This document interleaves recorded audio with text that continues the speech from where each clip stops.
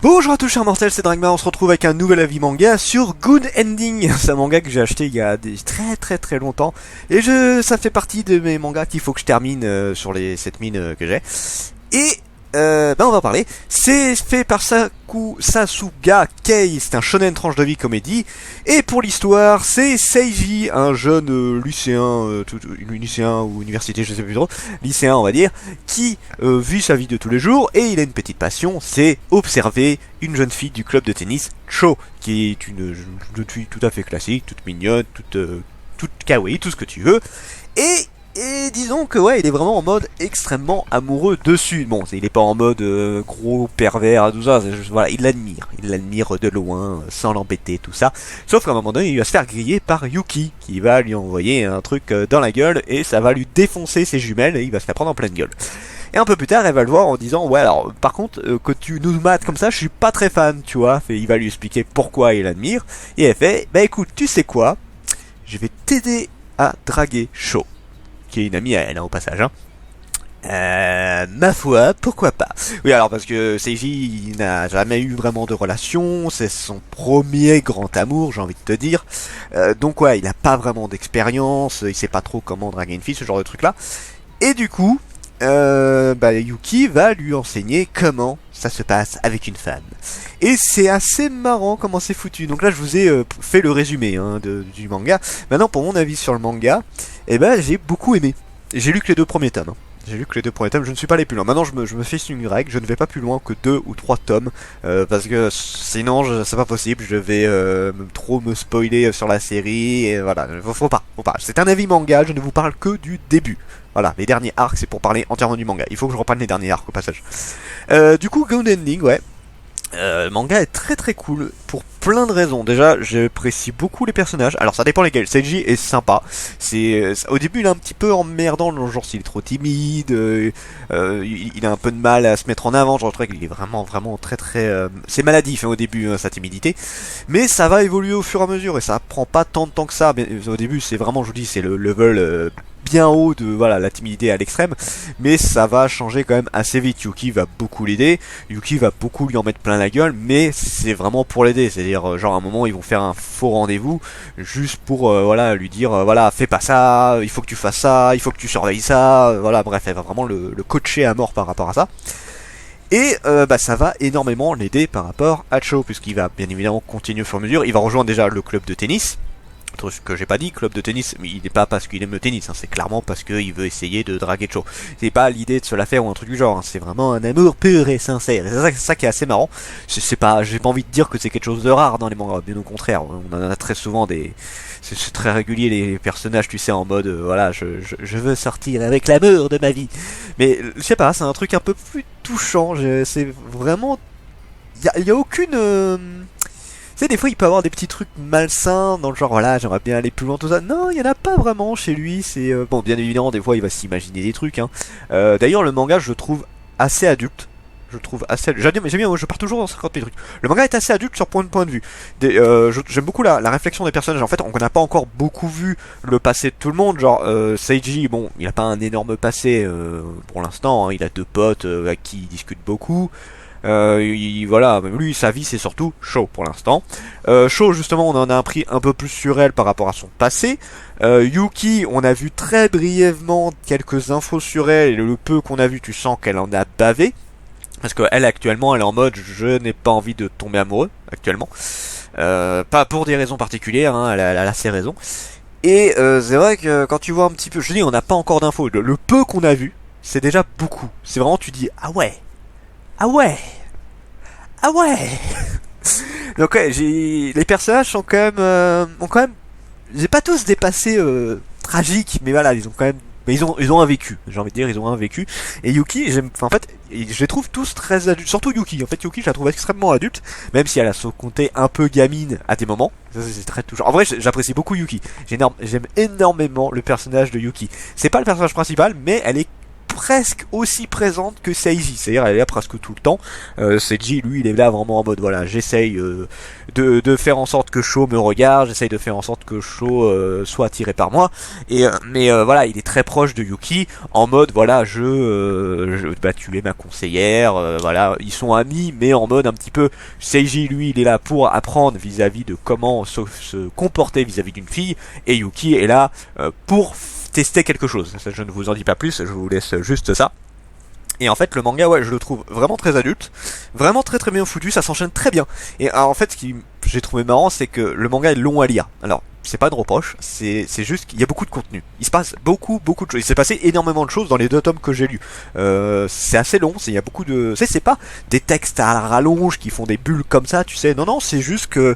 bah, il y a beaucoup d'explications.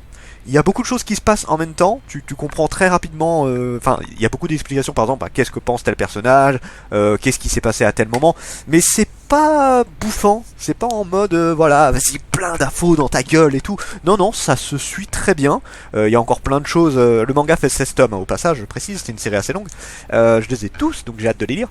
C'est pas en mode vraiment, tu sais, voilà, on t'envoie plein d'infos et démerde-toi avec ça. Non, non, c'est expliqué vraiment au fur et à mesure et on te laisse quand même pas mal de mystères. Hein. Il y a plein de choses qui ne sont pas expliquées pour l'instant. Le passé de Yuki, on connaît rien pour l'instant quasiment. Sho, on connaît vaguement quelques trucs par rapport à elle. Seiji, je l'ai dit, il a pas un gros passé pour l'instant. Ah bon, pour l'instant, franchement, ça s'enchaîne très bien. J'aime beaucoup comment c'est vraiment... je dirais pas la grosse découverte de cette année, mais c'est un... parce qu'en plus c'est un manga que j'ai depuis longtemps, je dois l'avoir depuis au moins 3 ou 4 ans ce manga là que je l'avais acheté.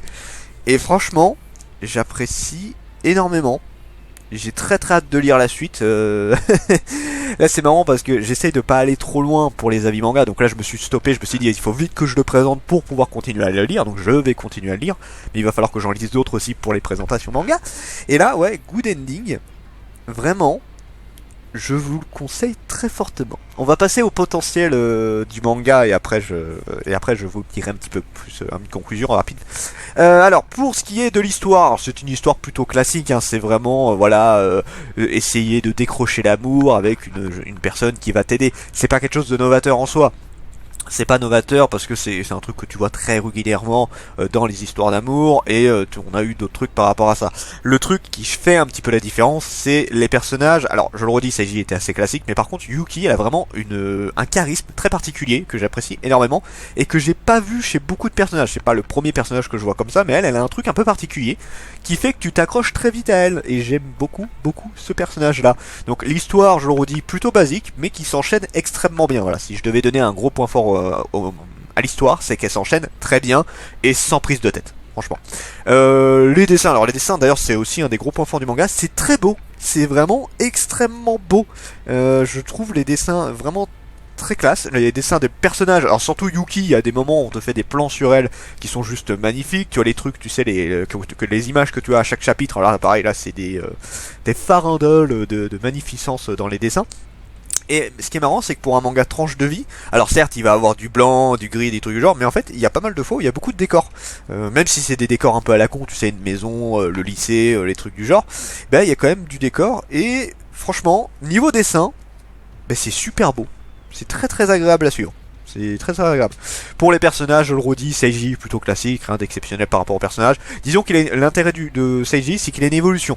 Une évolution qui est assez constante. C'est vraiment on part du mec qui n'y connaît absolument rien vis-à-vis des filles et qu'au fur et à mesure il va avoir un peu plus d'aisance, pas de l'aisance en mode ah c'est bon je peux draguer tout le monde. Non, c'est de l'aisance où genre il est un peu plus habitué à elle, il arrive à leur parler plus facilement. Avec ce qu'il est en train de vivre actuellement, il arrive pareil à donner des conseils. Genre à un moment il va rencontrer une autre fille qui elle aussi essaye de donner ses sentiments à un garçon et en fait inconsciemment de son vécu, il va lui donner un conseil par rapport à tout ça. Et c'est très marrant de voir voilà comment il évolue. Et là je suis qu'au 2e tome, il a déjà beaucoup changé je trouve. Pas en mal, hein, franchement pas en mal. Et je me demande jusqu'à quel point il va évoluer. Bon, bien évidemment, on va voir forcément, soit il va sortir avec chose, soit avec Yuki, un truc du genre, on s'en doute, hein. Bon, moi je parierais sur Yuki. Je parierais fortement sur Yuki qui va sortir avec. Mais voilà, ça n'est que mon avis, non, parce que souvent, tu sais, c'est très rare que le héros sorte avec la fille de base. Souvent, tu vas avoir un truc à part. Ça dépend le manga, mais bon. Voilà, mais Sho, bon elle est un peu random pour l'instant parce que c'est un peu l'objectif. Par contre Yuki, voilà, c'est un personnage que je trouve très bien travaillé et j'ai vraiment hâte d'en apprendre un peu plus sur elle parce que là on a appris que quelques petits trucs et dans le deuxième tome on a eu beaucoup de petites brides par rapport à elle. Voilà, pour ce jusqu'où le manga peut aller, bah je sais pas, parce que ça va, je le redis, je pense très certainement que ça va se finir sur, voilà, Seiji et Yuki, je suis prêt à parier qu'il y aura ça. J'ai pas feuilleté, hein, je ne sais pas. Mais j'espère que justement, je me dis, le manga est long. Après j'ai envie de te dire, si tu prends l'exemple de Magical Girl of the End, à la base on partait sur un manga qui était complètement barré, en mode putain ça tue de tous les côtés, voilà, c'était très barré au début, et finalement on a eu une histoire qui a été très complète et très bien travaillée jusqu'au bout. C'était la grosse surprise et good ending, même si c'est pas barré et tout. Justement, je me demande s'ils arrivent à faire un scénario qui tient la route jusqu'au 16 tomes. Il y a vraiment moyen d'avoir quelque chose de très cool. Donc voilà. Alors en conclusion, je vous dirais, eh ben prenez-le. Voilà. Non, honnêtement, je le conseille à beaucoup de monde. Alors, je le redis, je trouve que ce manga a une vision très adulte. C'est-à-dire que vraiment, pensez pas le côté de ces traits fleurs bleues, de ce qu'on peut avoir dans dans les histoires d'amour. C'est vraiment, on a quand même pas mal de trucs par rapport aux ruptures, par rapport au chagrin d'amour, par rapport à des choses qui ne sont passe pas forcément bien. Bref, c'est vraiment une vision un peu plus adulte. Tu me diras, il y en a d'autres qui sont comme ça. Ouais, mais là, je trouve qu'on a un degré un petit peu au-dessus. Vraiment un petit peu au-dessus. Même dans la mentalité des personnages. Je les trouve plus travaillés en fait sur certains trucs. Et c'est très sympa. Donc voilà. Franchement, ce jeu vous le conseille. Je ne saurais pas à qui le conseiller, ça peut marcher à n'importe qui. Si vous aimez bien tout ce qui est We Neverland, pas vraiment, parce que We Neverland c'est plus etchi et c'est plus comédie que lui. Et là, il y a marqué tranche de vie et comédie. Oui, il y a des trucs drôles, mais là on est plus en mode tranche de vie pour le moment. Hein. J'ai rigolé à des moments, mais on est plus en mode voilà, on raconte une histoire quoi. Donc voilà, je le conseillerais à ceux qui ont envie d'un manga un peu plus mature. Voilà, je vais donner ça. Voilà, ceux qui veulent un manga un peu plus mature. Good Ending est très bien pour l'instant de ce que j'ai vu et j'ai très hâte de lire la suite. Sur ce, c'était Dragmar et je vous dis à la prochaine, chers mortels.